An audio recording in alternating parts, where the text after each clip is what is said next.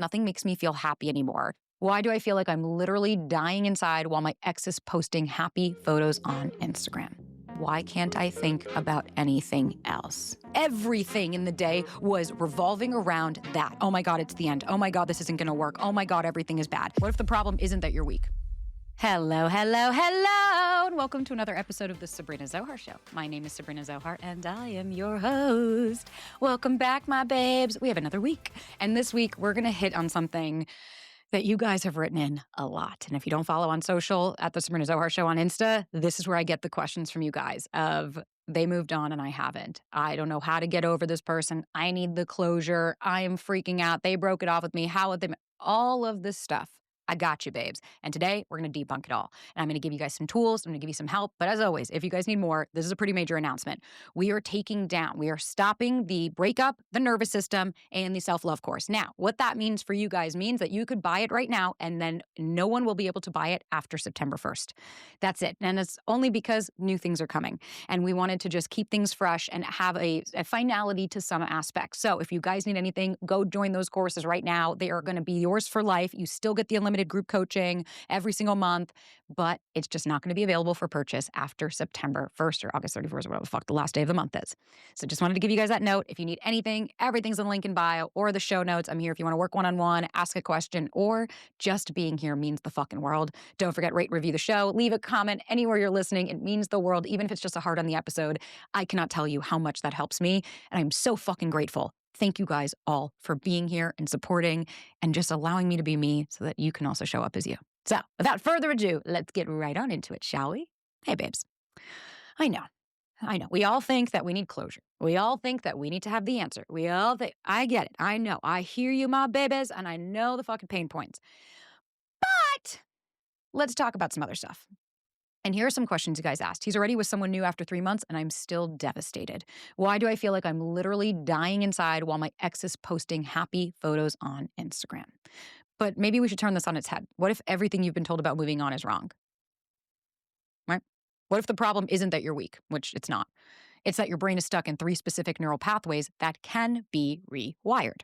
And so that's, you know me, guys. I love the fucking brain and I love the neuroscience, and I wanted to evolve. And as you guys know, for anybody who's been an OG and you've been along the ride, let's fucking go. We're going to continue to evolve the content. And we are going to, like, the friendship episode had to have been one of the best received episodes I have ever had. Like, we're going to do more, and I'm here for you guys. If you're not here for things outside of relationships, that's okay. Right? That's cool. Like, you can come for what works. But if you are, we're going to evolve the conversation because we need to go into, it's not just about like, my nervous system's dysregulated, give me 3 tools. Like, let's go beyond that.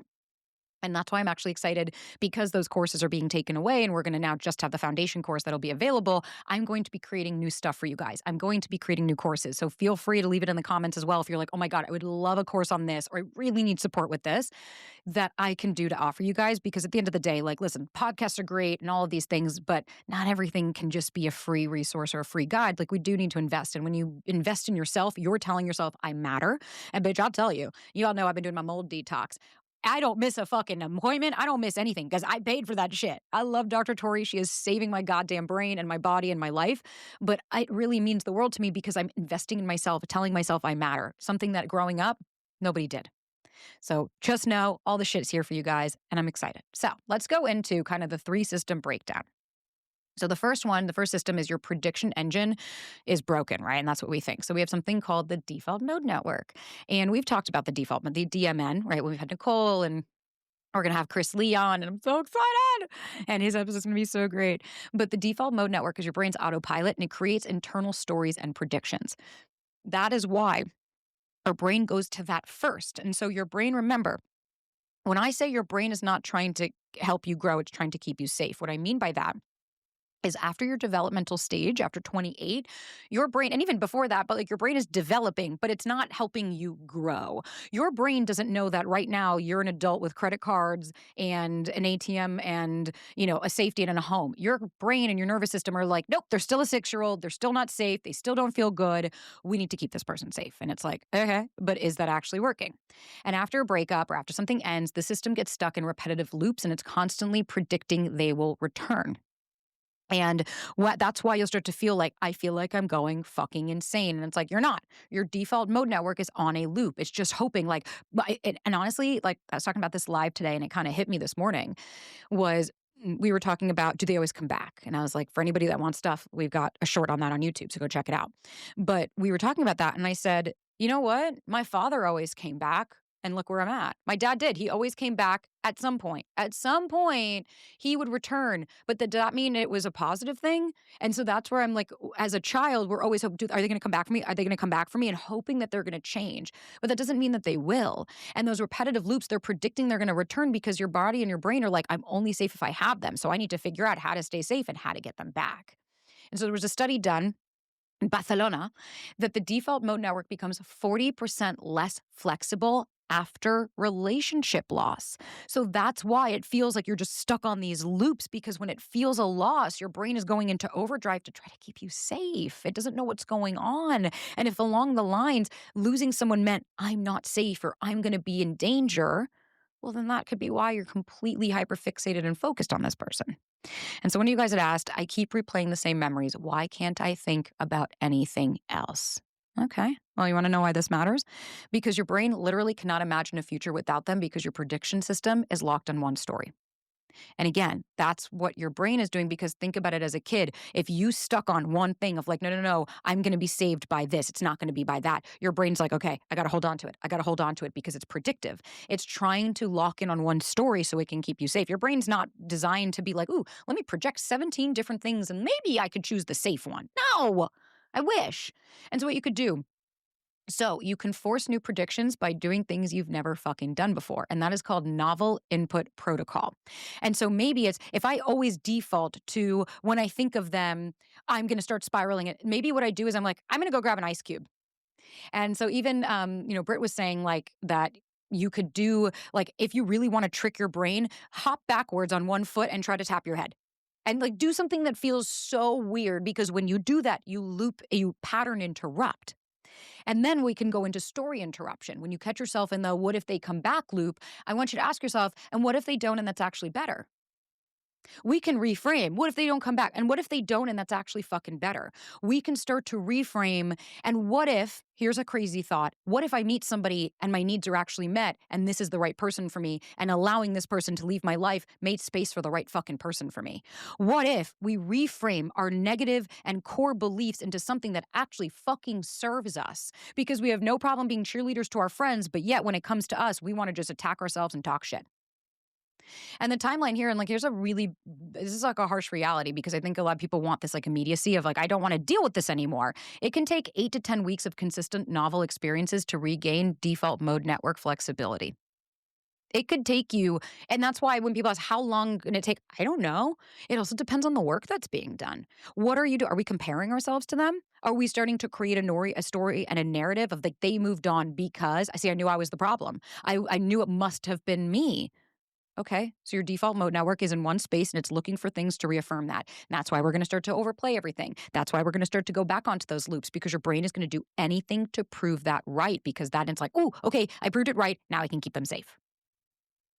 So the second system, right, we talked about the first one, is your disappointment center is being hijacked. And I know, terrible word, but you have a part of your brain called the lateral Habenula.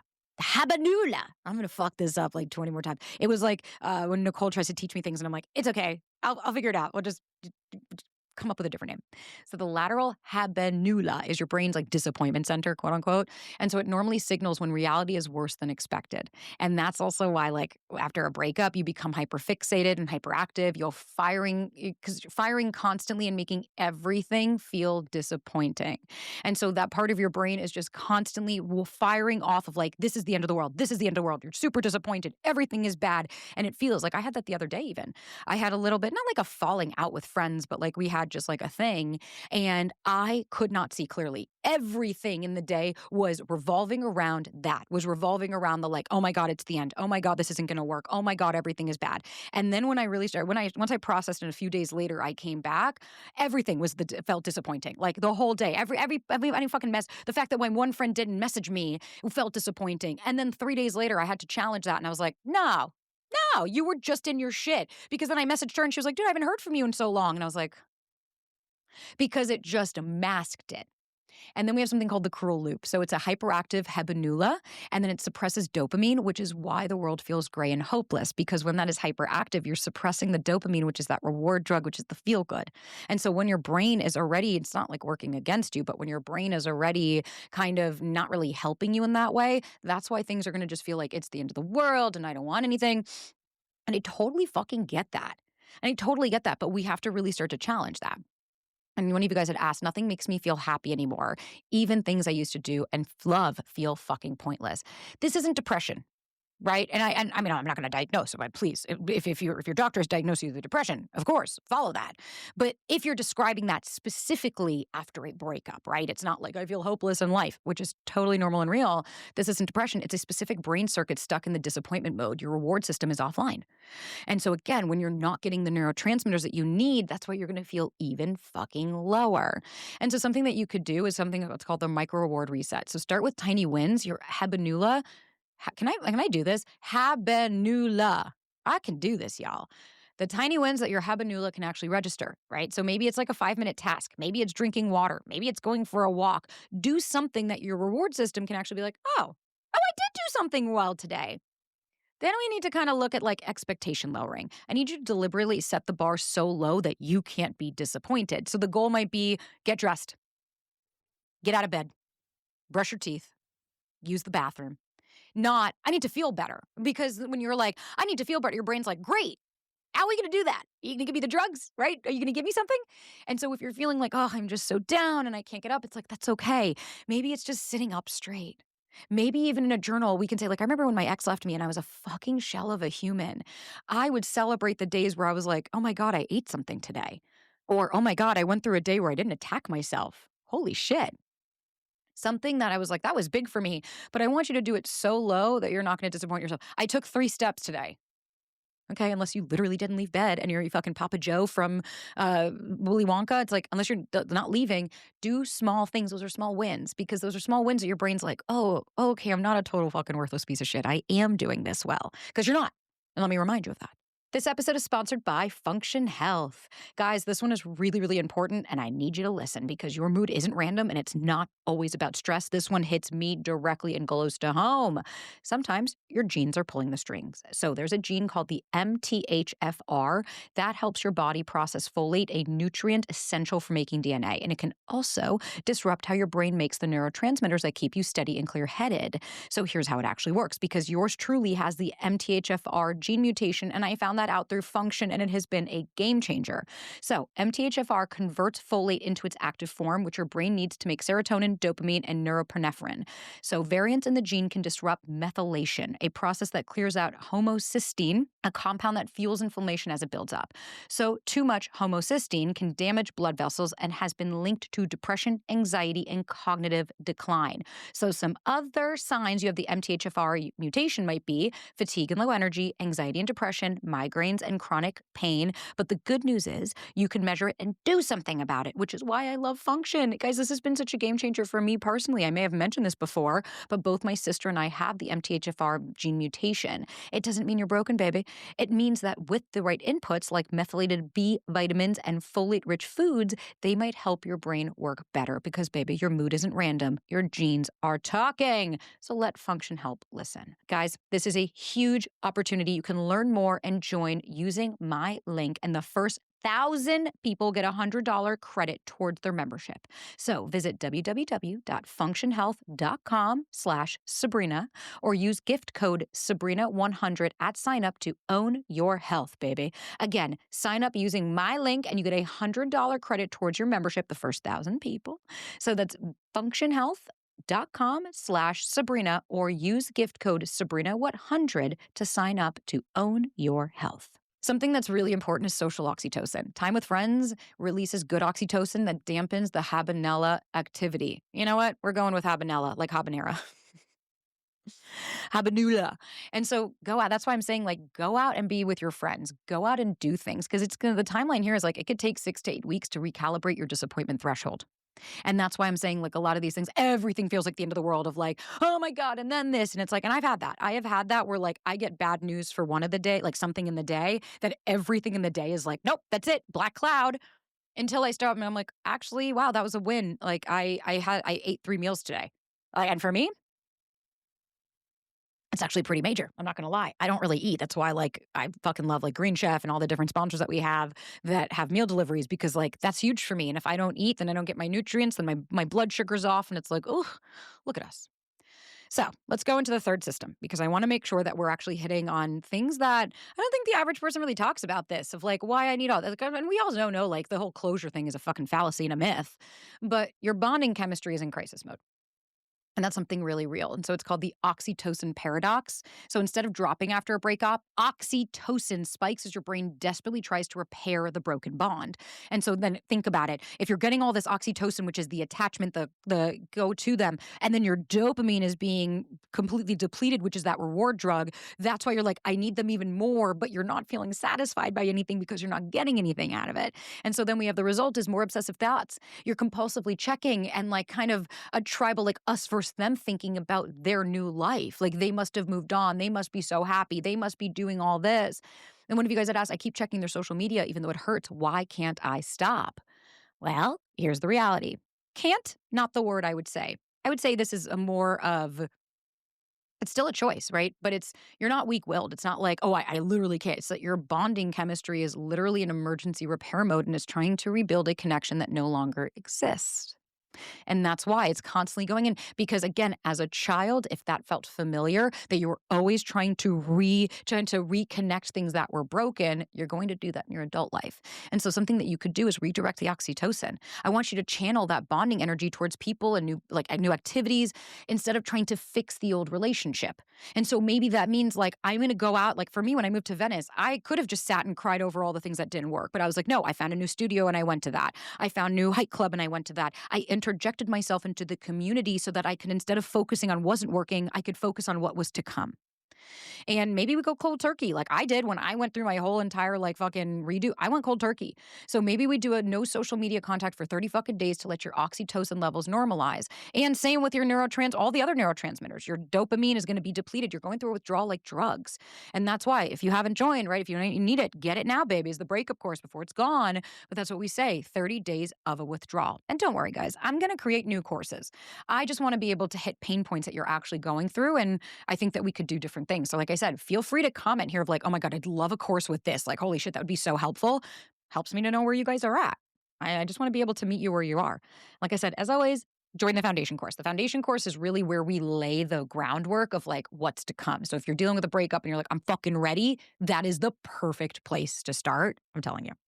So we also have something like called healthy bonding. I want you to do maybe volunteer work, maybe go to some team activities, group fitness that satisfies those bonding needs. Like when I lived in Brooklyn, I remember like it was so rewarding. I went and packed meals for Holocaust survivors and like was around all these people and we were putting all the meals together. I was doing donating my time and doing work for like kids in Uganda, for helping with schools, like anything, right? What was in my community? I just wanted to be I was doing stuff. I would volunteer in Brooklyn to help dogs. Like I would help and do the rescue on the weekends.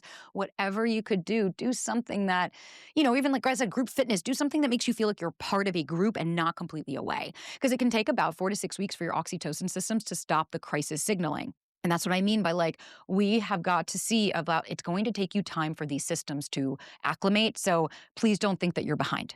This episode is sponsored by Fatty 15. I love Fatty 15 and I'm so excited to share it with you guys. It is the first essential fatty acid to be discovered in more than 90 years. Guys, that is a truly incredible scientific breakthrough that supports our long-term health and wellness. And you guessed it, because what do I always talk about?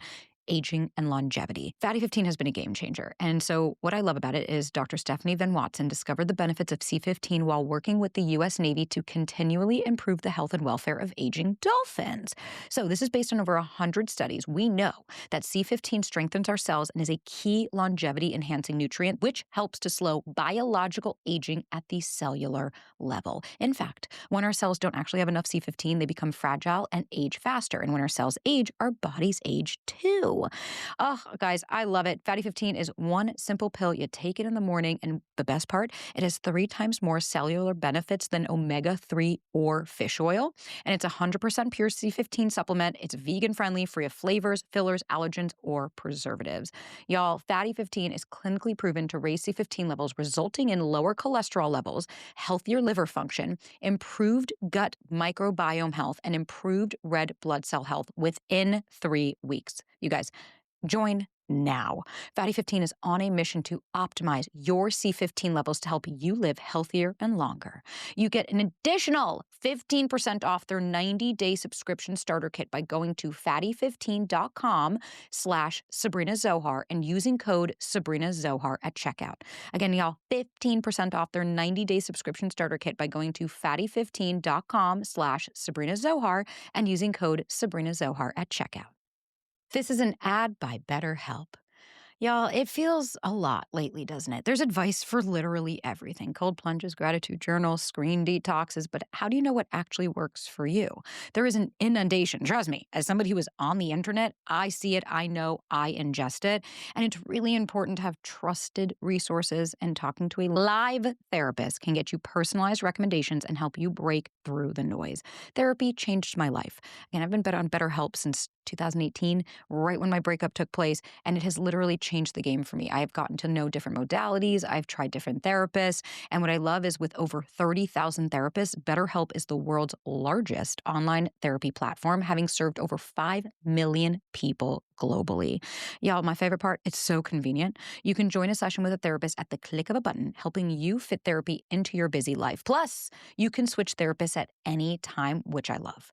So guys, as the largest online therapy provider in the world, BetterHelp can provide access to mental health professionals with a diverse variety of expertise. Talk it out with BetterHelp. Y'all, our listeners get 10% off their first month at betterhelp.com/Sabrina. That's BetterHelp, BetterHelp.com/Sabrina. Now let's look why they moved on faster. I know a lot of you guys are asking this, and like the why doesn't really fucking matter, but we're going to go into it because here's the why. Here's what I'll show you. I'm going to tell you the why, and then you tell me after what questions are still left. Because they're going to be, because you're human, because it's not about that.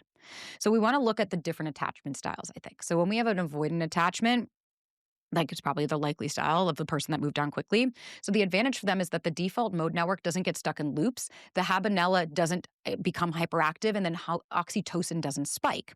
So that's what the avoidant is going through. Now, the hidden cost of that is like they're not processing the loss. They're just postponing it. And that might hit 6 to 12 months later, which is why we're like, oh, they always come back. It's like, no, it just takes them time to process. But that doesn't mean that that's necessarily somebody I would want back. Because if it takes you 6 to 12 months to process the ending of the relationship and then you decide to come back, well, first of all, what the fuck you been doing for 6 to 12 months? Second of all, why would I want to date somebody if that's how they process things? So I'm like, what, again, are you my caregiver? Are you my parents that you're just going to take all this space and come back when it works for you? No, baby. So then we look at anxious attachment. And so the kind of the disadvantage is that all 3 systems go haywire simultaneously. And so here again, the advantage, if you will, is that you're actually processing the loss in real time. If you're actually processing the loss. And that's the biggest thing. Like if you're actually allowing yourself and your body to say, yes, I miss them. Okay, it's all right. Not shaming and blaming. Then when you come out the other side, you're going to genuinely have healed through the breakup, as opposed to they just moved on so quickly and I'm sitting here stuck. And it's like, well, maybe maybe they didn't move on. Maybe they just avoided and they went to the next one. Maybe they didn't learn anything. But 2, what are you doing to actually move on instead of holding on to they didn't move on? And it's like, well, what's the story I'm telling myself about why? And someone had asked, does this mean I'm broken and that they're normal? No. What this means is that you're doing the hard work of a neural reorganization and they're kicking the can down the motherfucking road. They're not actually processing, they're avoiding. And their quick rebound can often be a default mode network avoidance strategy because new relationships prevent their brain from reorganizing. And that's what I mean by like, when we say like, the avoidant just moved on and I meant nothing. And it's like, maybe they did move on. And maybe that's because they might have been thinking even prior to breaking up that they wanted to break up. But that doesn't mean, but I'm talking like if they just making a decision and then all of a sudden a week later they have a new girlfriend, it's like, or boyfriend, or that just means they're not processing. They're just going right into the next one. Meanwhile, if you're taking your time, your 3 major brain systems are simultaneously rewiring, and that takes fucking time and energy. And that's really, really important to start to look at. Because again, are you comparing yourself to them or are you on your own goddamn journey? I don't really care what they're doing, right? My ex, he moved on quicker. Good luck, Godspeed. He's had like 18 girlfriends since. Yeah, because he just kept going next, next, next. And it's like, and meanwhile, I've been happy with my partner for 2.5 years. So I want to talk about a controversial sleep discovery that they made. So there is the Imperial College of London discovers that the brain cleaning is 30% less active during sleep. And so what this means is that your heartbroken insomnia might actually help clear emotional toxins. And so this contradicts like 15 years of fucking research, which I think is really interesting. And so when you're heartbroken and you're not able to sleep, that's okay, right? Maybe that's what I mean. Like maybe we can reframe this that like, ooh, it's not that I can't sleep. I am getting rid of the toxins. Because when I haven't slept properly in weeks, is my brain damaged? And it's like, no, maybe we can use an active recovery. Maybe gentle movement, walking, light exercise might be better than trying to sleep it off. Because oftentimes when we try to sleep it off, we're trying to just avoid dealing with the feelings. And, short naps, take them. But don't force 8 hours of sleep if your brain is super active and processing. And we need to find a balance because I think some sleep is obviously needed for memory consolidation, but wakefulness may help emotional clearing. And so my point being is like, if you're up and you can't fucking sleep, grab your journal. Grab your journal and just start writing. What am I really hung up on? And I get that. Again, you're a human. I had so many sleepless nights. And what I did was I was like, ooh, it's time for me to start to look at how can I use this to my advantage? What are my choices and how can I actually use this to help me? I'm not just going to sit up and racing and hyperfixating. It's like, no, what can I do with the fact that I'm up? If it's 3 a.m., maybe it's my blood sugar and maybe I just need to have a quick snack and go back to bed. Maybe it's that I'm hyperfixated. I've done that. When if I can't sleep, I'll pull out my journal and I'm like, all right, let's get down to it. Because then after, when I couldn't go back to sleep, then I'm like, all right, let me start to process through this a little bit more. And so it's okay. So I want to give you guys a couple of things. So maybe for the first 1 to 4 weeks, we use something called system stabilization. So I want you to stop the 3 systems from spiraling further. So the default mode network, complete social media detox. Complete. And like what from them? Right. Obviously, you don't have to stop your social media, but like block them, mute them, whatever you need to do, and start some new like novel activities. So maybe that's new routines, maybe that's new food, maybe that's new places, maybe that's going out and meeting new types of people. Do something different. The Habenula, micro goals only, and celebrate those tiny wins. We don't have to pressure you to fucking be happy and be like everything's great and stars. No, you're allowed to say I'm struggling, and that's okay. For today, I put my shoes on, and that's more than enough. And for oxytocin, I want 0 contact with your ex. And we need to redirect the bonding towards friends, towards families, towards activities, towards things that feel like they're just something that fill you up. And one of you guys had asked, this sounds overwhelming, but this sounds overwhelming when I can barely get out of bed. Then pick one system to focus on. Maybe we start with the Habenula, and maybe that's that micro goals because it builds energy for the other 2. And I think that's what I mean by like, we're looking at this as like, again, if you're New Year's Eve and you're saying, I'm going to lose 100 pounds in the next month, well, then you're overloading your system and your system's like, I can't handle all of this. This is too much. So we start with something small. That's why we say micro yeses. Put your shoes by the door for a day. Then the next day, maybe put your socks by the door. Then the next day, maybe you just put your socks on. Then the next day, you do it that it's so small that your brain's like, oh, okay, duh, I could do this.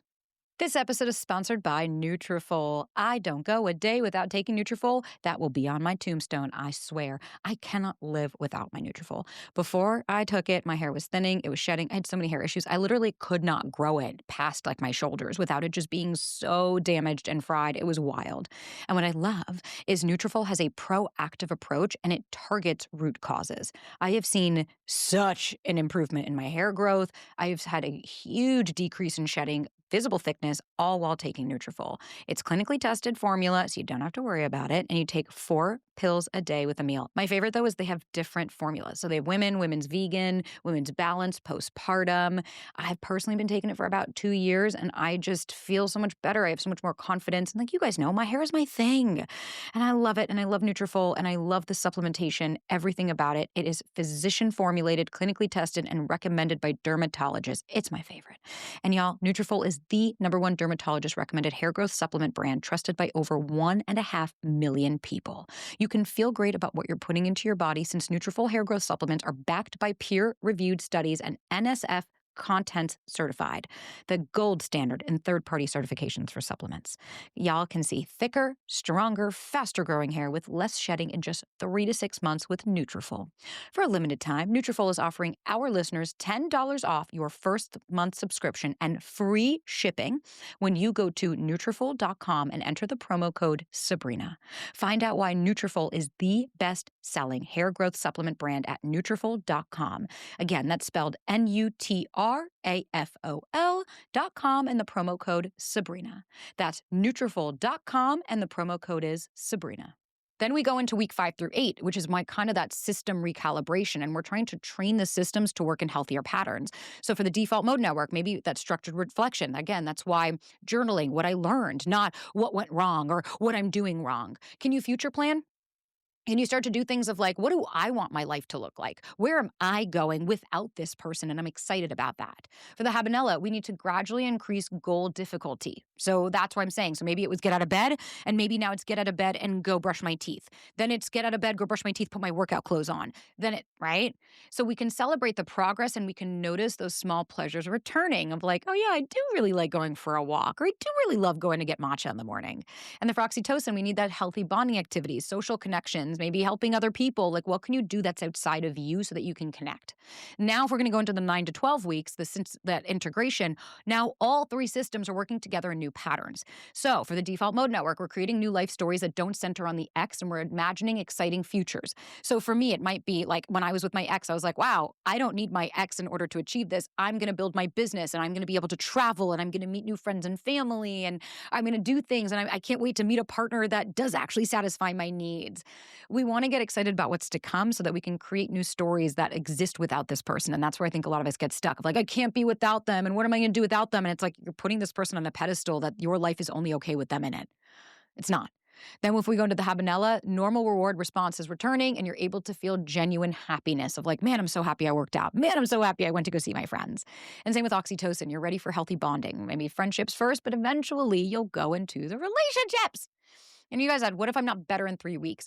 Well, these are just averages, right? We have to look at complex trauma. Are you dealing with some underlying mental health issues that extend the timeline? But this 3-system framework still applies. It might just take you longer. And we have to remember, too, I don't know what the story and the narrative is that you're holding on to as to why you can't move on. Are you saying I can't move on because they're better than me and because they chose somebody else and there's something wrong with me and I always fuck up every relationship and I'm never going to meet somebody? It's like, okay, again, what are you holding on to? You're not broken, baby. You're not. You have 3 specific brain systems that might need some help. Right? We have the default mode network that's locked into old prediction patterns. The Habenula is stuck in the disappointment mode. And then your oxytocin is desperately trying to repair a severed bond. But their quick recovery doesn't mean they're stronger. It means they're avoiding the neural work that you are doing. So stop looking at other people that are they moved on quicker. And it's like, good, let that be their journey, baby. I remember my mama used to say that about my dad. She'd be like, oh man, I wish I could be like him that could just move on immediately. And I was like, ooh, I don't. I said, because he doesn't move on immediately. He has to live with the fact that he can't fucking feel feelings, that he can't tap into that shit. I get to move on knowing that I can love really deeply. I can really feel the full spectrum of emotions, including the ones that we don't love. Because recovery isn't about getting over it. It's not. It's about systematically rewiring 3 brain systems to work in your healthier patterns and favor. And someone asked, will I ever love again? Oh, baby, you'll love better because you'll understand the neuroscience of attachment and how to keep these 3 systems healthy. You're not only learning to love again, baby, you're learning to love wisely. You're learning to choose yourself. You're coming home to yourself so you can make decisions from a place of empowerment. And it's okay. If you're not over them and if you haven't moved on, that's okay. But let's start to get curious about where do I feel this in my body? How old do I feel? What is the narrative and story that I'm holding on to? What have I created about this person? Let's start to get curious about what's underneath the hood so that you actually have choices and you come up from a place of empowerment. You're allowed to be sad. You're allowed to miss this person. And for me, what really changed the game was when I stopped fighting that. When I started allowing, okay, I'm allowed to be sad. Okay, right? I miss this person. And what I was able to do was I wasn't fighting it. I wasn't resisting what was coming up for me. I was saying, I'm valid. I'm human. This is all really real, especially given everything I've been through. It makes total sense I'd be sad. Right? It's taken me a year to talk about breakup. It's taken me a year to be able to be okay about the name change of the show. So have you noticed, I haven't really brought it up in the last few episodes because I am trying to say, baby, we get to move on now. You're right. You're sad. We lost a lot. There was a fuck ton of changes and adjustments. But look, baby, you did it. I'm still here. I'm still alive. I'm thriving. I'm doing. Things might have changed, but that doesn't mean for the bad. That just means that I'm getting ready for what's to fucking come because I'm planning my future. I'm not stuck on what I lost. I'm focusing on what I gain. And that's my invitation to you. Allow yourself to be sad. Allow yourself to cry, but don't allow yourself to lament and to sit and to stew because, baby, you're just self-abandoning. As always, guys, if you need more, I'm here. If you want to work with me, if you want to join one of the courses, again, they are going to be gone at the end of this month. That's it. So if you're listening in the future and you're like, oh, dang it, I missed it. That's okay. We'll have new courses by the time this is out because we are going to keep evolving and growing and helping you. And maybe even a membership. We'll see. A membership that includes some group coaching with me every month. We will see, babies. I'm planning a lot. But that's what I mean by I could sit here and focus on what I lost, but instead I'm focusing on where I want to go. And I'm ready and planning. Guys, as always, please don't forget, rate, review the show, leave a comment, even if it's just a heart, even if it's just if you want to engage with other people on Spotify that you guys are listening or YouTube, like we're here. I really want to build a community. I want you guys to feel safe and that you're not alone. And I'm here to facilitate that the best I can. And if it's not me, that's okay. I understand if I'm not your girl. But please use kindness when we're speaking. And please know that I'm here for you no matter what, even if this doesn't align. I don't think anybody's a good or a bad person. I just am proud of you for making choices for you. So, until next time, my babies, I'll see you next week.